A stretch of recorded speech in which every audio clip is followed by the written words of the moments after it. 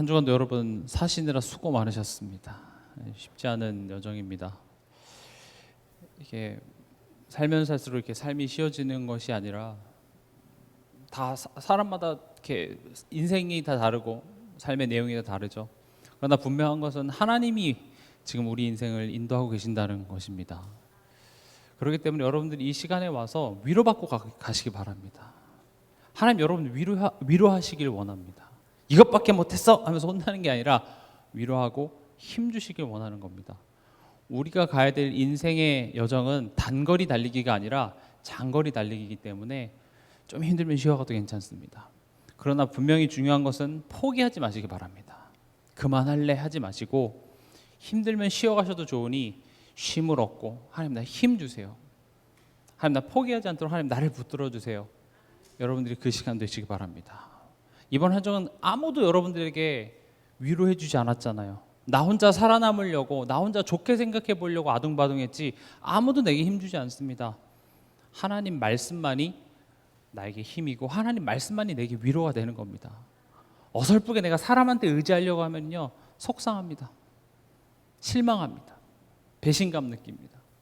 근데 애초에 사람 또 다른 사람 또한도 그 사람의 인생이 있고 그 사람만의 어떤 세계관 속에 살아가고 있기 때문에 결국 우리는 하나님만이 나의 방패고 하나님만이 나의 상급이시고 하나님이 나의 좋은 친구구나 이거 깨달아가는 것입니다. 그래서 여러분들 오늘 예배 시간을 통해서 그런 위로와 또 하나님이 주시는 평안함 얻으시기 바랍니다. 이제 8월입니다. 오늘 제가 이제 항상 이제 최근 한 3주 정도는 이렇게 땀에 젖어서 이렇게 깼어요.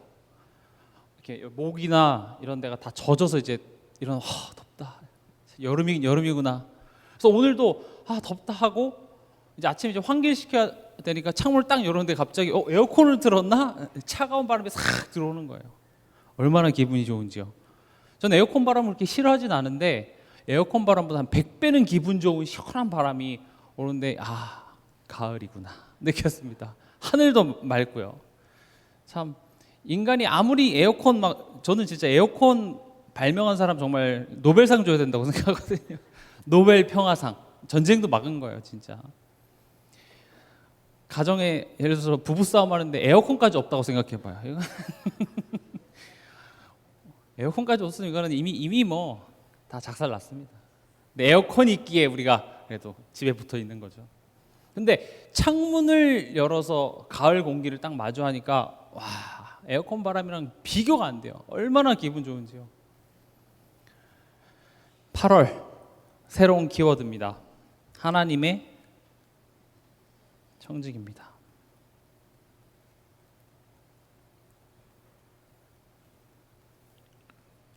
청직이라는 말 우리가 일상생활에서는 잘 안 써서 청직이라는 단어가 좀 어색할 수 있는데 청지기는 남의 것을 대신 맡아 지키고 관리하는 사람입니다. 우리나라 말이에요. 그러니까 이제 우리가 하나님의 청직이라는 말은 하나님의 것을 우리가 맡아서 지키고 관리하는 사람이라는 거죠. 그러니까 이제 성도가 예수를 안 믿어서 힘든 게 아니라 예수를 믿음으로 살아간다라는 말이 무엇인지 몰라서 힘든 겁니다. 이 자리에 예수 안 믿는 사람은 없죠. 예수 믿어요.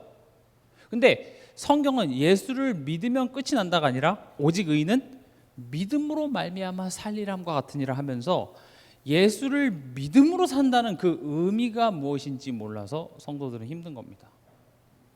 그러니까 믿으면 믿었고 아니면 아닌데 믿었고 사는 것 이 두 개가 이제 합쳐지니까 힘든 거죠. 어떤 삶을 삽니까? 믿는데 내 마음대로 안 되고요. 믿는데 안 믿는 것들이 권력과 힘을 잡고 더 큰 소리 내는 그런 현실을 우리는 같이 살아가고 있잖아요. 그러니까 이제 그 세상 속에서 살아간다 했을 때 믿음으로 살아간다 이게 도대체 뭐지? 그러나 예수는 믿는데 왜 현실은 이렇지? 이제 이 부분을 우리가 이해하는 것이 중요합니다.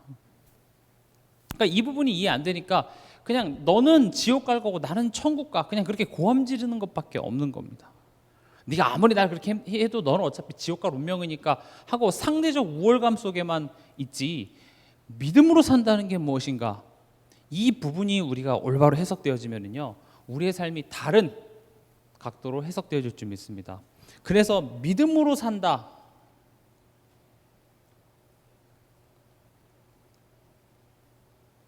지금 이거를 지난 날 키워드로 뭐라고 설명했습니까? 새로운 당연함.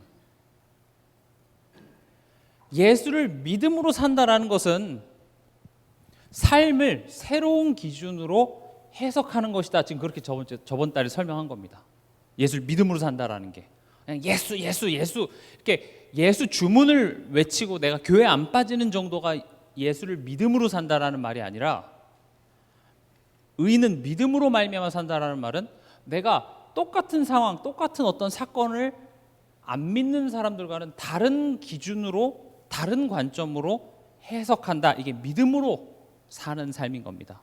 그럼 어떻게 해석해야 되겠느냐 했을 때 그 기준들을 우리가 지난달에는 집중을 해서 우리가 나눠봤고요. 그럼 이제 이번 달이 바로 이제 하나님의 청직이라는 거죠. 지금 계속 뭘 설명한다고요? 의인, 끝이 아니라 의인은 믿음으로 말미암아 살리라. 그럼 믿음으로 산다는 건 무엇인가? 내가 하나님의 청지기임을 아는 겁니다. 어떻게 보면 이제 삶의 태도라고 얘기할 수 있겠죠. 그러니까 우리가 예수를 믿는다, 그리고 믿음이 좋다 하면 내 모든 것을 다 드립니다. 이게 믿음 좋다고 생각하죠. 내 모든 것을 다 드리는 게 믿음 좋은 게 아니라 내가 하나님의 것임을 인정하는 게 믿음으로 말미암아 사는 겁니다. 말은 우리가 얘기할 수 있잖아요. 찬양에서 내 모든 것 다 드리리, 주를 위해서 아낌없이 드리리. 하나님은요, 우리 거 달라는 이야기가 아닙니다. 내가 너한테 맡긴 거야. 그거 잘 관리해. 나한테 주려고 하지 말고 그거 잘 관리해. 자꾸 왜 그걸 나한테 주려고 그래. 근데 포인트는 이렇게 네 게 아니라 내가 이유가 있어서 목적을 가지고 너한테 맡긴 거야. 내 소유가 아니야. 이거예요. 이게 우리가 믿음으로, 그리스도인으로 삶을 대하는 자세인 겁니다. 나에게 삶이라는 것이 애초에 하나님이 내게 맡기신 삶입니다. 그래서 이번 한 달 동안 그 삶의 어떤 내용들에 대하여서 또 청직이 어떤 자세를 가져야 되는지 구체적으로 이야기를 해보려고 합니다. 그러니까 이제 내가 하나님의 청직이다, 하나님이 이 모든 것을 맡기셨다라고 생각하는 것은, 그렇게 생각하면 신앙생활에 도움이 됩니다 정도가 아니라, 이것은 창조 원리입니다. 마치 물고기에게 물이 옵션이 아니죠. 물에 살면 도움이 될 겁니다가 아니라 물에 살아야 하는 겁니다. 애초에 하나님이 인간을 창조하신 목적입니다. 창세기 1장 26절에 하나님이 인간을 어떻게 창조했습니까? 하나님의 형상대로. 하나님의 형상에 대해서 뭐 자세하게 설명할 수 있지만 간단하게 우리가 설명하자면 하나님과 소통하는 존재로, 하나님과 소통이 되는 겁니다. 일방적인 관계가 아니라 소통이 되는 거죠. 하나님이 말씀하시면 우리는 그 말씀을 듣고 순종하는 겁니다. 여기서 듣고 순종한다 했을 때 우리가 무조건 그 독재자가 이렇게 얘기하면 우리는 거기에 대한 어떤 토도 못 달고 무조건 그 말에 복종하는 게 아니라, 인격적으로 그 말을 생각하고 판단해서 내가 선택할 수 있는 겁니다. 이렇게 되게 할 수 있어요. 하나님은 인간을 죄를 지을 수도 있는 존재로 창조했습니다. 하나님의 말씀이 싫은데요? 라고 얘기할 수 있는 자유의지를 주셨습니다. 안 할래요 라는 자유가 있음에도 불구하고 하겠습니다라고 선택하는 것을 보고 우리는 자유의지라고 이야기하죠. 선택할 수 없는 그 옵션이 자유 없으면서 말을 듣는 것은 우리 인격적인 관계라고 이야기하지 않습니다. 그렇죠? 김정은과 북한에 사는 북한 주민들 사이에 사랑, 믿음, 신뢰, 소통이 된다고 이야기합니까? 아니죠. 왜냐? 그들에게는 선택할 옵션 자체가 없습니다. 이야기하면 무조건 들어야 돼요. 근데 인간에게만큼은 하나님과 그러니까 성삼위 하나님의 그 관계, 우리와 같은 모습으로라는 말은 그 성삼위 하나님이 서로 소통하고 서로 교제하고 관계를 맺는 그 관계 속에 우리를 초대해 주셨기 때문에 우리한테 하나님께서 강제적으로 뭘 하지 않아도 하나님을 신뢰하기 때문에 우리는 그 하나님을 신뢰하는 마음으로 자발적으로 순종하는 그런 관계였다라는 것이죠.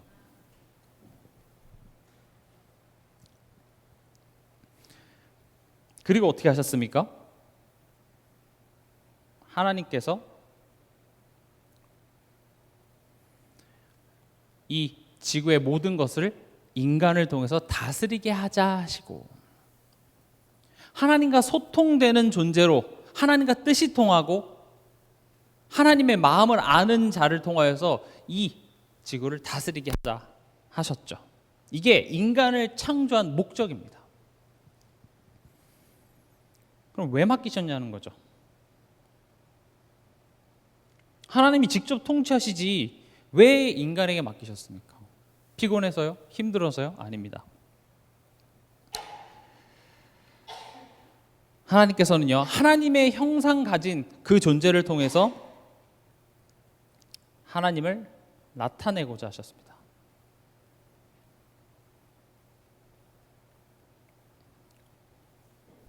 나를 통해 하나님이 나타나지는 겁니다.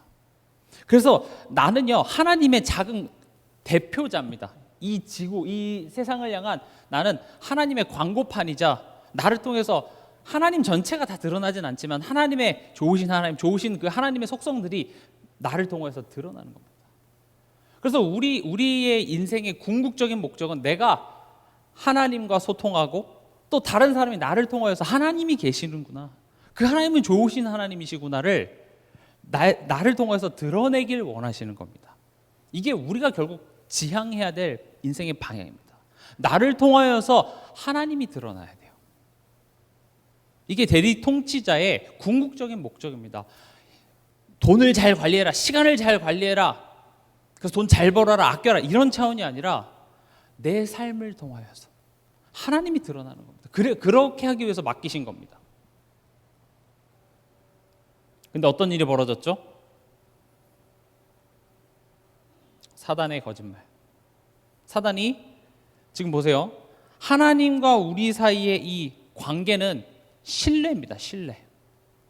강압적으로 하나님이 절대 못 어기게 한 것이 아니라 자유의지를 주셔서 우리가 생각하고 판단해서 결정할 수 있는 그런 선택권이 우리에게 있었죠. 그렇기 때문에 사단이 와서 우리한테 억지로 선악과를 먹인 것이 아니라 하나님에 대한 거짓말을 한 겁니다. 하나님에 대한 신뢰가 무너지니까 그 다음부터 하는 모든 선택들은 당연히 그 죄의 열매가 될 수밖에 없는 것이죠. 그래서 이 사단의 거짓말이 인간의 하나님에 대한 불신과 만나 뭐를 만들어냈습니까? 그게 이제 죄가 된 것이죠. 그 결과 하나님과의 관계, 즉 이 신뢰 관계죠, 이게 단절됐고요. 또 아까 말씀드렸던 것처럼 하나님 나타내는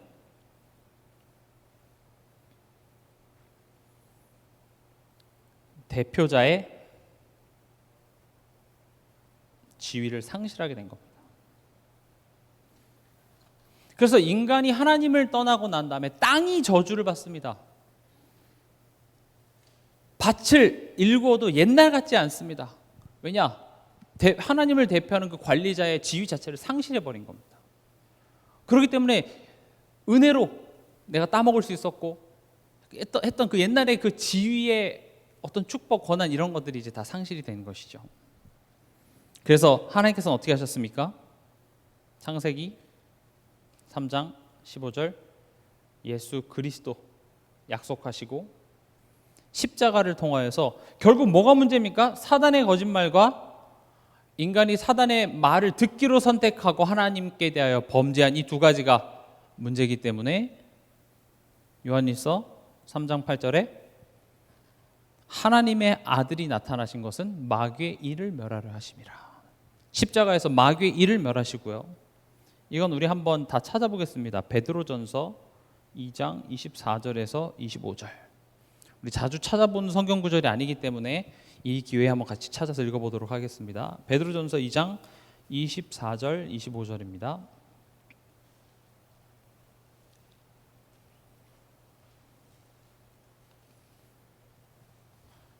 같이 읽겠습니다. 베드로전서 2장 24절에서 25절. 친히 나무에 달려 그 몸으로 우리 죄를 담당하셨으니 이는 우리로 죄에 대하여 죽고 의에 대하여 살게 하려 하심이라.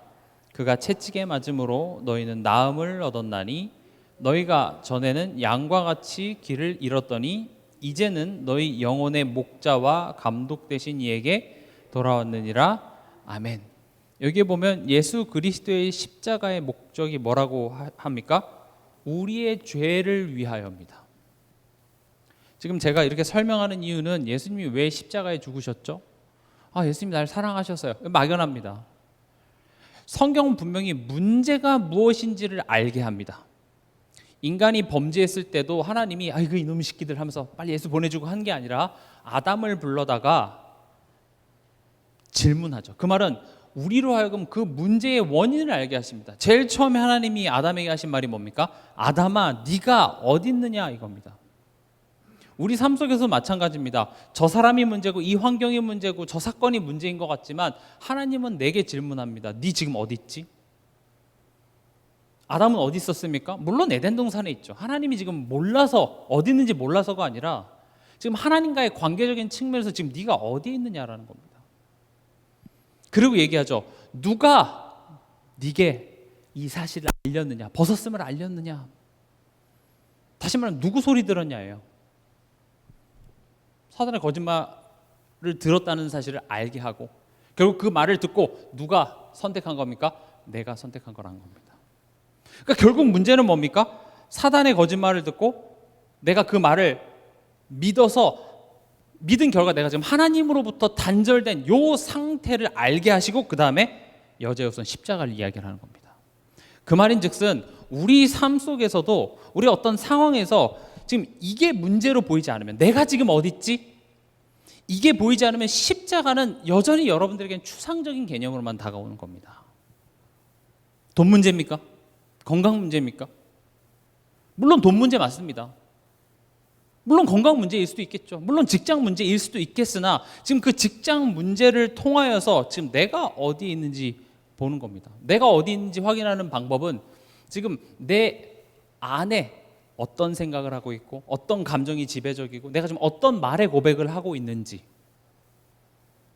내가 아무리 긍정적인 생각을 해도 예배 자리에 올 수 없고 하나님의 낯을 피하여 하나님의 말씀을 피해서 그 속에서 이 벗은 게 문제인가 하고 무화과 나무 잎으로 내 방법으로 그 문제 해결하려고 하는 그 모습이라면 나는 지금 하나님으로부터 지금 멀어져 있다라는 거죠. 그게 문제예요.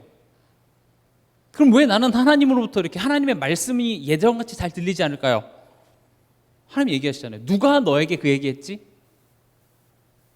하나님의 말씀이 들리지 않는다는 것은 지금 이 시간 나는 다른 생각에 사로잡혀 있다는 겁니다. 그렇죠? 어떻게 해야 되는데 어떤 하나의 내 삶 속의 이슈가 딱 사로잡혀서 그 문제 때문에 내가 말씀이 안 들리는 겁니다. 근데 단순히 그 나를 시끄럽게 하는 소리의 가장 깊은 곳을 보면 결국 하나님에 대한 불신인 겁니다. 그래, 하나님 대단하시지, 하나님 창조주지 아는데 지금 이 문제에 대해서는 하나님이 뭐 해줄 것 같지는 않은 것 같죠. 이 문제를 통해서 하나님이 뭐 좋으신 하나님이다, 그건 이론적으로는 맞지만 하나님의 그 선하신 의도 나는 믿을 수 없기 때문에 나는 걱정하고 염려해서, 그게 이제 사단의 거짓말이잖아요. 그래서 나는 예배 자리에 못 가겠어. 말씀을 들어도 말씀이 들리지가 않는 겁니다.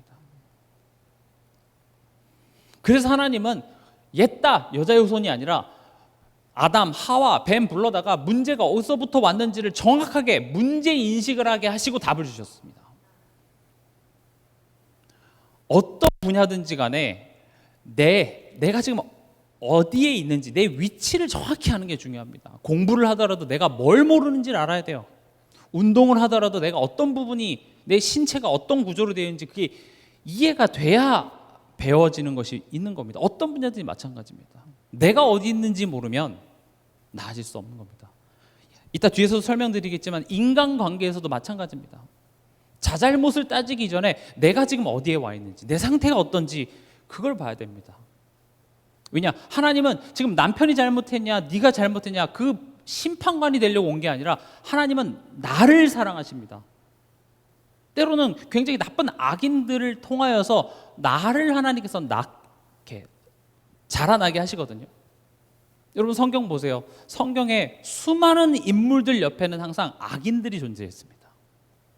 굉장히 그 사람을 피곤하게 하고 힘들게 하고 그 믿음을 흔들게 할 만한 그런 악인들을 옆에 존재하게 하시는데, 하나님은 누가 옳다 그르다를 이야기하는 것이 아니라 분명한 건 뭡니까? 그 악인을 통하여서 하나님께서는 그 하나님이 택한 그 백성을 굉장히 성숙하게 만드신다라는 거죠. 근데 우리는 그 하나님의 의도보다는 지금 누가 맞고 누가 틀립니까? 이거를 지금 하나님한테 한문철 그 변호사한테 따지듯이 몇 대 몇입니까? 우리는 그 싸움을 하고 있다고요. 그렇게 가면 안 되고, 하나님이 지금 이 상황을 통하여서 내가 지금 어디에 있는지, 이 문제를 통하여서 내가 하나님보다 더 의지하고 있었던 내 속에 숨겨진 우상들이 드러나기 시작하는 겁니다. 우상이라는 건 신자들은 평상시에 여러분들이 뭐 나무에 절하고 돌에 절합니까? 안 합니다. 그래서 하나님 안 믿고 절에 가고 이런 사람들 보고 뭐 점 보러 가고 이런 사람들 보고 우리는 손가락질 하지만, 여러분들에게 문제 딱 한번 생겨보세요. 하나님보다 내가 더 의지하고 내 마음이 적적하고 위로하고 힘들 때 내가 찾는 것, 그게 하나님 대신하는 우상입니다. 요즘 청소년들에게 우상은 뭔 줄 아십니까? 마라탕입니다. 엽기 떡볶이입니다. 요즘 애들 진짜, 뭐 요즘 애들이라고 하면 좀 그렇지만 우리 다 마찬가지입니다. 여러분 쇼츠 많이 보시죠? 예전에 이게 유튜브 긴 영상 봤는데 이제 그것도 광고도 나오고, 그러니까 쇼츠를 많이 봐요. 어느 날 저는 제가 쇼츠 보는 그 모습을 스스로 이렇게 한번 보게 됐어요. 근데 그 모습에 여러분 쇼츠 보면 되게 웃긴 것도 많잖아요. 막 깔깔깔 웃고, 또 어떤 거 보면 되게 막 감동적인 것도 있고, 저 어떤 거 진짜 막 이렇게 아침에 일어나서 쇼츠부터 이렇게 대부분 보잖아요, 그렇죠? 보다가 아침에 일어나서 막 감동적인 거에서 막 눈물도 흘리고, 막 화나는 장면도 있고. 근데 이게 가만히 보시면 지금 십몇 초 사이에 웃었다가 하하 울었다가 이게 사실은 옛날 같아서 미친놈이거든요. 그렇잖아요. 우리의 감정은 원래 그렇게 몇 초마다 극단적으로 변하면 안 돼요.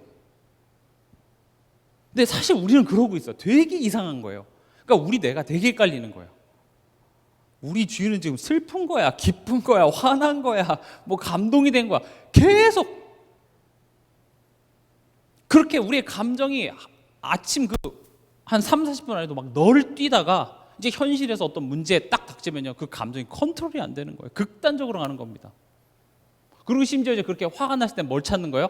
아주 극단적인 음식, 엽기 떡볶이. 이름이 또 엽기예요, 엽기.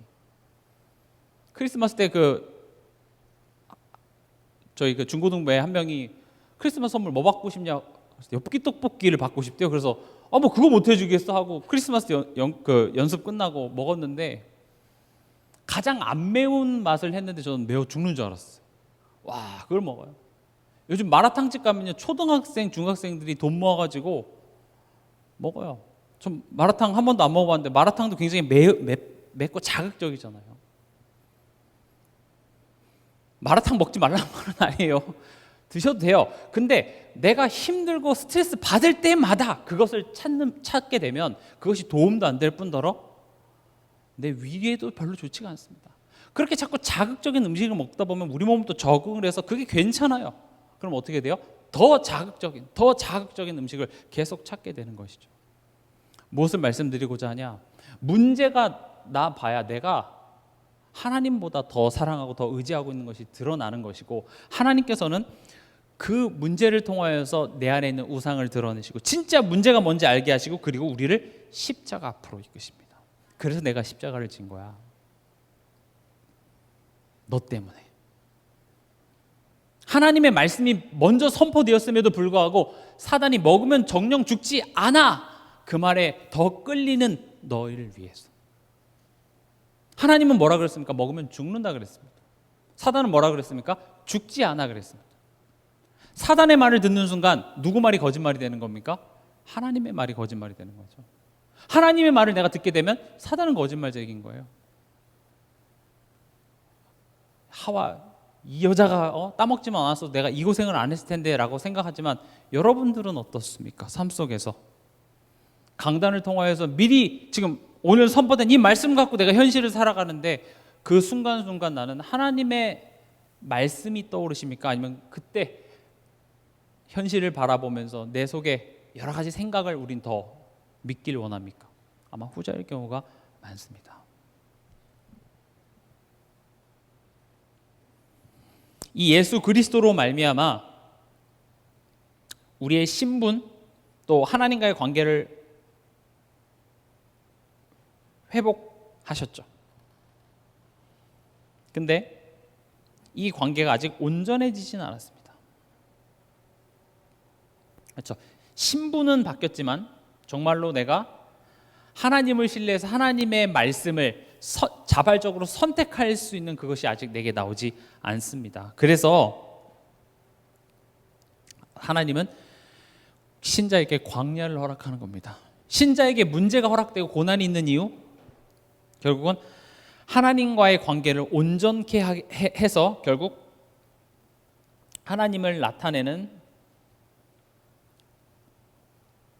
대표자, 이번 달 키워드로 얘기하면 하나님의 청지기, 이 지위 회복을 하나님께서는 하고자 하시는 거죠. 로마서 3장 23절 뭡니까? 모든 사람이 죄를 범하였음에 하나님의 영광에 이르지 못하더니. 그래서 예수님이 우리를 구원하신 것은 죄 문제, 사단 때려잡으려고만이 아니라 결국은 하나님의 영광이 되게 하기 위해서입니다. 하나님의 영광이 돼야 될, 하나님의 영광이 된다는 것은 내가 이 땅에서 훌륭한 업적을 쌓고 그 공을 하나님께 돌리는 게, 하나님께 영광 돌리는 게 아니라, 하나님께 영광이 된다는 것은 하나님이 원래 의도했던 인간의 모습으로 돌아가는 겁니다. 하나님과 소통되고 내 삶이 하나님이 내게 허락하신 삶임을 내가 인정하며, 그럼 당연히 주인의 것이기 때문에 그 주인의 의도를 묻고 그 주인에게 내게 맡기신 것을 내가 성실함으로 충성되게 그것을 잘 관리해서 내 삶을 통하여서 하나님이 드러나는 그 삶을 사는 것이 결국은 하나님의 영광이 되는 겁니다. 말을 이렇게 거창하게 해서 그렇지, 하나님이 나를 엄마로 세우셨으면 내가 엄마 역할을 잘하는 겁니다. 나를 하나님께서 교회 집사로, 권사로, 장로로, 목사로 세우셨으면 내가 그 자리를 잘 지키는 겁니다. 내게 주어진 그 사명을, 사역을 잘 감당하는 겁니다. 훌륭하지 못해도 힘달라고 해서 내가 그 자리를 잘 지키는 것, 이게 하나님께 영광 돌리는 겁니다. 그래서 내가 오늘 집에 가서 집안일을 하면서도 그게 하나님께 영광 돌릴 수 있어요. 어떻게 생각하면요, 하나님이 내게 이 가정을 허락하셨구나. 어떤 마음가짐으로 하느냐에 따라서 하나는 진짜 내가 왜 맨날 양말 왜 자꾸 이렇게 뒤집어, 이게 될 수도 있고, 하나는 뭐요? 하나님이 내게 맡기신 가정, 하나님이 왜 나에게 이 가정을 보내셨지. 똑같은 일을 하면서도 하나님께 영광 돌리는 삶을 살 수 있고, 하나는 불평과 염려 속에 살아가는 삶이 될 수도 있다는 것입니다.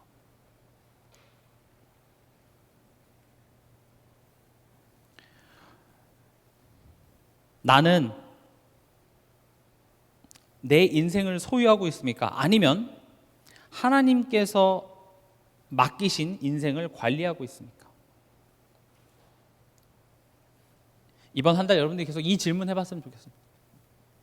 질문해봤으면 좋겠습니다. 이 질문은 무슨 말과 같냐? 누가 주인인가?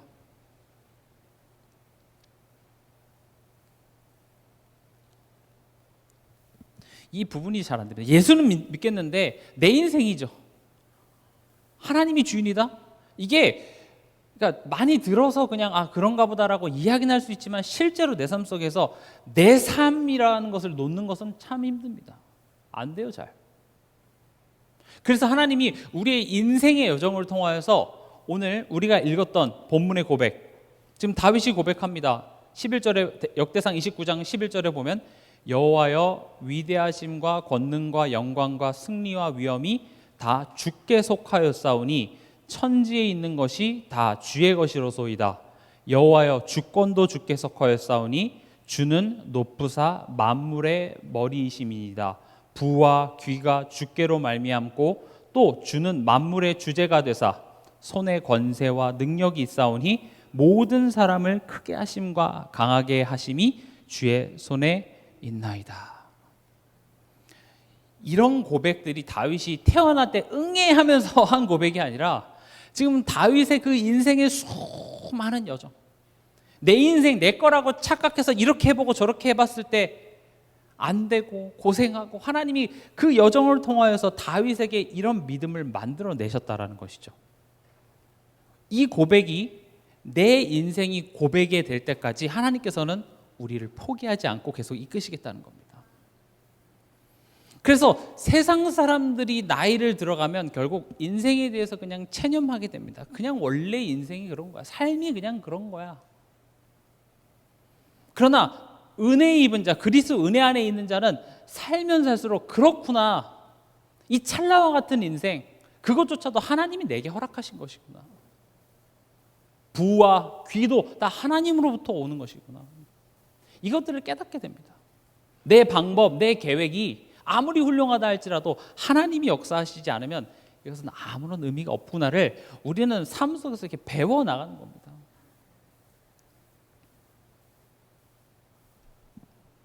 그래서 앞서 설명드렸던 것처럼 내 모든 것을 드리지 마시고 하나님이 내게 인생을 맡기셨다. 이게 더 올바른 믿음입니다. 뭘 하나님께 드립니까? 하나님 여러분들 그거 그렇게 원하십니까? 아니에요. 애초에 네게 아니라 내가 너에게 맡겼어. 왜 맡겼습니까? 그거 갖고 장사하라고. 지금 5달란트 비유 얘기하는 겁니다. 주인이 자기의 소유를 맡긴 까닭은 뭡니까? 그걸 다시 내 거다가 아니라 그거 갖고 장사하라고, 잘 관리하라고. 좋은 청지기의 조건이 있습니다. 여러분들이 이번 한 달 이 좋은 청지기의 조건을 회복하시기 바랍니다. 첫 번째는 소유권을 인정하는 겁니다. 소유권이 누구한테 있습니까? 하나님께 있습니다. 그러면 하나님의 것이고 그것을 나는 대리해서 맡은 자이기 때문에 뭐가 중요하겠습니까? 소통이 중요합니다. 우리 이걸 하나님의 뜻이라고 부르죠. 소통했을 때 나 예배 드렸습니다, 기도했습니다, 말씀 받습니다, 이런 행위로 소통이 다가 아니라 실제로 내 삶 속에 일어나는 모든 만남과 사건이 하나님의 통치 안에 일어나는 일이라면 그럼 내가 판단하고 내가 결정하지 말고 뭐부터 해야 되겠습니까? 하나님 뭐죠? 질문부터 해야 돼요. 우린 그 질문하는 것을 보고 기도라고 합니다. 정말 여러분 하나님과 소통되고 있습니까? 그리고 그 질문을 저도 기도하면서 느낀다니까요. 기도만 하다 보면요 벽에다 대고 얘기하는 것 같아요. 왜냐 답이 없어요. 기도하다 보면 내 생각에 사로잡힙니다. 그래서 말씀을 들어야 돼요. 하나님께서 말씀을 주십니다. 그 말씀을 통하여서 소통을 해야 돼요. 언제까지요? 하나님의 뜻이 내게 명확해질 때까지 때론 기다려야 돼요. 주인이 거기에 대해서 얘기하지 않는다고 그럼 제 마음대로 하겠습니다. 아니요. 주인이 말하실 때까지 기다리는 겁니다. 그리고 좋은 청지기는요 성실하고 도전하며 인내하는 겁니다.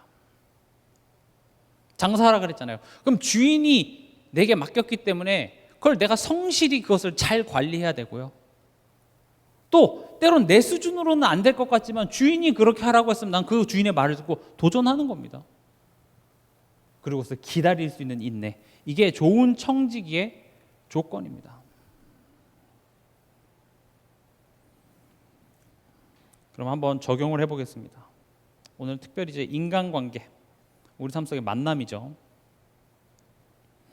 좋은 인간관계야 어렵지 않겠지만 특별히 나를 힘들게 하는 만남. 그러니까 지금까지 메시지 이렇게 들어보면 맞아, 좋지, 그래, 하나님이 내게 맡기셨지, 문제 안 돼요. 근데 나를 힘들게 하는 만남, 그 상황에서는 이게 안 돼요. 그렇잖아요. 어떤 문제보다 사람을 가장 힘들고 미치게 만드는 게 사람이거든요. 인간관계가 제일 힘듭니다. 그렇죠?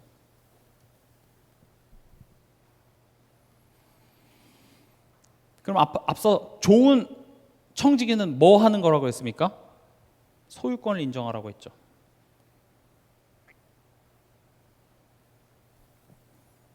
하나님이 지금 통치하고 계신다는 겁니다. 때로는요, 나를 힘들게 하는 이 만남을 내가 어리석어서 선택한 만남일 수도 있습니다. 때로는 하나님이 어떤 의도를 갖고 그 만남을 만나게 하신 걸 수도 있습니다만은 둘 중에 어떤 거가 됐든 간에 하나님이 허락하셨다라는 겁니다.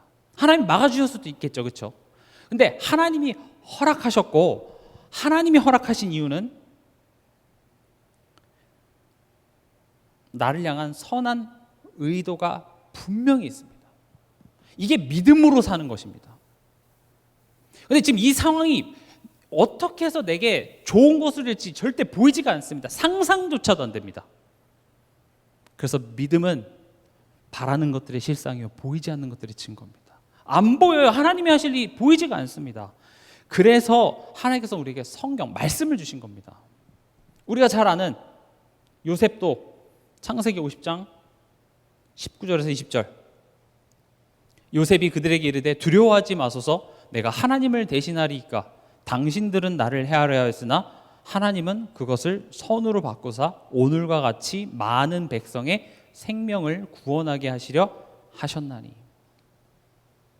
뭐라고 얘기하고 있습니까? 요셉이 지금 이 형들과 조우했을 때 복수할 수 있었잖아요. 근데 19절에 내가 하나님을 대신하리이까? 그렇게 얘기하면서 뭐라고 얘기합니까? 하나님이 당신들이 나를 해하려고 한 것을 선으로 바꾸셨습니다. 이걸 고백하게 되는 겁니다. 우린 하나님이 이것을 선으로 바꾸실 거라는 것을 기대하지 못하는 것, 이게 사실은 하나님에 대한 불신인 겁니다. 물론 요셉도 감옥에 있으면서 그래 하나님이 이걸 선으로 바꾸실 거 하면서 매일 한 번도 안 흔들리고 가진 못했겠죠. 이게 맞나?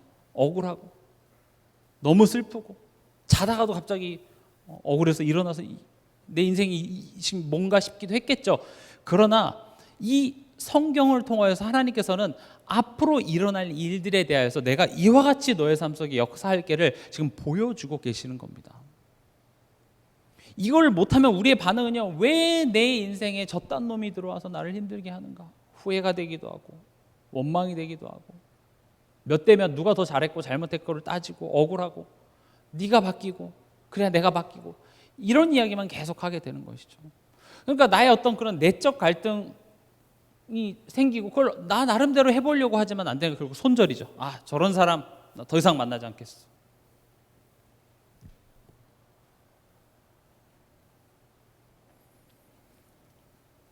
그럼 보세요. 앞서 설명드렸던 것처럼 하나님이 허락하셨다면 그럼 누구에게 질문을 해야 되겠습니까?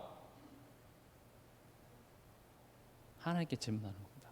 그래서 기도하면 문제 해결된다, 이런 1차원적으로만 이해하기보다 기도라는 것은 애초에 하나님이 허락하신 이 상황이라면 하나님 이 상황을 통해서 내게 무슨 말씀을 하고자 하십니까? 라고 질문하는 것. 그래서 기도하는 것 자체에 벌써 의미가 있는 겁니다. 내가 기도를 한다는 건 뭡니까? 하나님이 지금 이 모든 것을 지금 통제하고 계시죠. 하나님이 이 문제 하나님이 해결하실 수도 있고 하나님이 뭐 당장 끝내버릴 수도 있는 하나님의 능력과 통치를 인정하는 자가 하는 게 기도라는 겁니다. 그래서 기도하세요. 훌륭한 내용 기도하지 않아도 좋습니다. 하나님 저 새끼 좀 죽여주세요. 이런 기도해도 괜찮다니까요. 쟤 좀 어떻게 해도 괜찮아요. 하나님께 기도하세요. 부르짖으세요. 사례가 문제 생겼을 때 하갈이 딱 임신하자마자 하갈이 사례를 막 무시하고 힘들게 했습니다. 그때 사례가 사실은 누구에게 찾아갔어야 됩니까? 하나님 앞에 섰어야 돼요. 근데 누구한테 찾아갔어요? 아브라함한테 찾아갔어요. 그러니까 아브라함이 뭐라 그래요? 네 맘대로 해. 그러니까 사례가 진짜 내 맘대로 합니다. 그래서 학대합니다. 여기서 그 학대라는 단어가 그 이스라엘 백성이 애굽에서 학대당하였더라, 그 학대랑 똑같은 단어예요. 그러니까 사람으로 몹쓸 짓을 한 겁니다. 그러니까 하갈이 어떻게 해요? 도망가요. 뱃속에 아이가 있는 채로 도망가요. 그럼 보세요. 아이도 잃었고 그렇죠? 가정은 지금 풍미박살났고 아브라함이나 사레나 지금 감정적으로 정신적으로 아무것도 맞은 게 아무것도 없어요. 아들이라도 뭐 있으면은 좋겠는데 그것도 없고.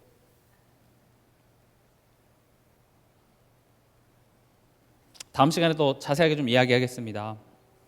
그 소통과 질문을 통하여서 성실, 다시 말하면 지금 내가 할 수 없는 것들, 아직 일어나지 않은 일들, 제가 바뀌지 않으면 어떡하지? 이런 생각하지 마시고 오늘 내가 할 수 있는 것, 내게 주어진 것, 그거 하시기 바랍니다. 오늘 나는 기도할 수 있습니다. 오늘 나는 말씀 볼 수 있습니다. 오늘 나는 찬양할 수 있습니다. 오늘 나는 회사 갈 수 있습니다. 나는 지금 말씀을 내가 선택해서 볼 수 있죠. 근데 만약에 제가 계속 저렇게 되면 어떡할까요? 라는 생각에 사로잡혀서 결국 오늘 내가 할 수 있는 것을 다 놓쳐버리게 된다는 것이죠. 만약 내가 장사를 해서 이걸 다 손실되면 어떡하지라는 생각에 아무것도 하지 않고 그 달란트를 땅에 묻어놓는 거랑 같은 모양인 겁니다. 인내는 무조건 참으라는 말이 아니라 하나님의 때를 기다리라는 겁니다. 믿음은 다른 게 아닙니다. 내 때가 아니라 하나님의 때를 우린 기다리고 하나님의 때에 하나님께서 모든 것을 완벽하게 하실 것을 믿는 것을 믿음이라고 하죠. 그리고 도전은 뭡니까? 분명히 이 상황을 통하여서 나의 영적 상태가 드러날 텐데 그것을 갱신하는 도전을 하는 겁니다. 그렇게 될 때 어떤 일이 벌어지죠? 나를 통하여 하나님이 드러나는 겁니다. 아내와의 관계, 남편과의 관계 속에서 나의 이런 모습을 통해서 하나님이 드러나는 겁니다. 그 다음에 뭐 이걸 해야 됩니까? 이혼해야 됩니까? 말해야 됩니까? 그거는 사실 그렇게 중요한 게 아니고요. 포인트는 내가 이 자리에 서서 나를 통하여서 하나님이 드러나 하나님의 열매가 나타나면 그것을 내가 할 일은 다 한 겁니다. 나머지는 하나님이 하십니다. 하나님이 그 상대방을 부끄럽게 할 것입니다. 그 사람이 계속 깨닫지 못하고만 하나님께서 저주를 하셔도 하시지 나는 더러운 그 시궁창에서 같이 싸우는 것이 아니라 나는 계속 앞으로 나갈 겁니다. 나는 누구의 엄마, 누구의 아내, 누구의 남편이기 전에 하나님의 사랑하는 자녀입니다. 그래서 여러분들을 향한 하나님의 그 깊으신 뜻과 목적을 여러분들 삶 속에서 여러분들이 이걸 채워나갈 때 하나님께서 모든 것을 합력하여 선을 이루실 것이고 분명 여러분들은 하나님 참 완벽하시구나. 하나님 실수가 없으시구나. 이 고백을 하게 될 줄 믿습니다. 한 주간도 이 말씀 붙잡고 하나님의 청지기의 응답 누리는 한 주간 되시길 주님의 이름으로 축원합니다.